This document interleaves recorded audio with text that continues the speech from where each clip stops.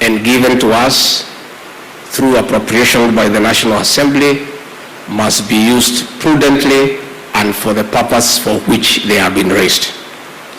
And the President is clear that his government will not entertain leakages, pilferage, misappropriation, corruption, and irresponsible spending of taxpayers' money.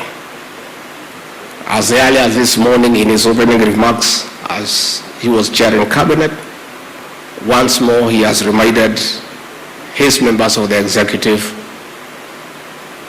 that funds must be used prudently for the purposes for which they have been collected. Indeed, his call that mambo ni matatu revolves around taxpayers' money. It is around that space.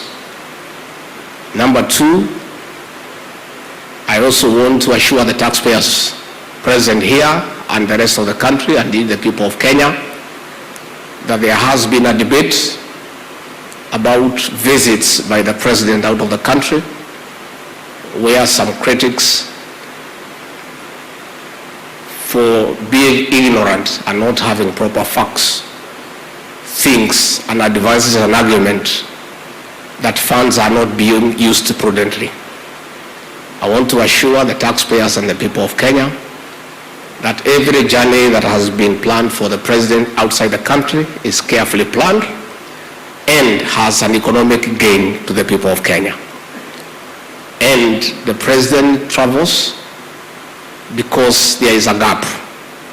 We are not able to meet our development and recurrent expenditure from what we collect from the taxpayers. And therefore the President must travel to look for investors, to engage multilateral institutions to bridge the deficit. And I want to assure the people of Kenya, as we see today, these high-profile visits by the President have already started showing good signs.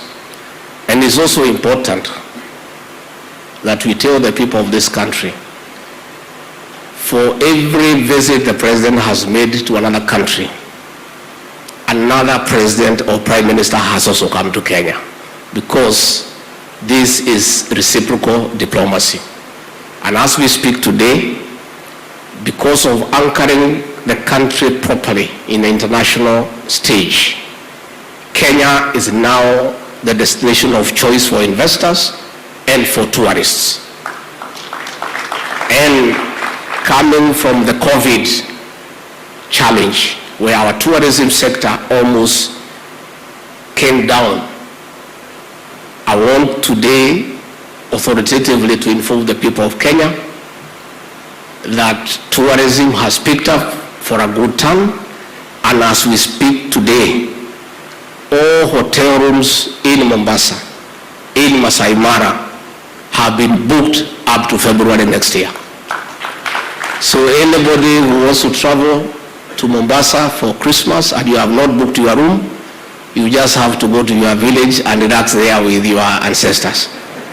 And we are encouraging the people of this great city of Mombasa and other cities to consider traveling up country and avail their homes here for tourists, because that is good for the country in terms of foreign exchange earnings, in terms of creating employment. So ours is just to give that assurance on behalf of those who work with the President that the money that you pay will be used prudently. With those very remarks, please be upstanding and help me to usher in the President of the Republic of Kenya to make his remarks. Mr. President.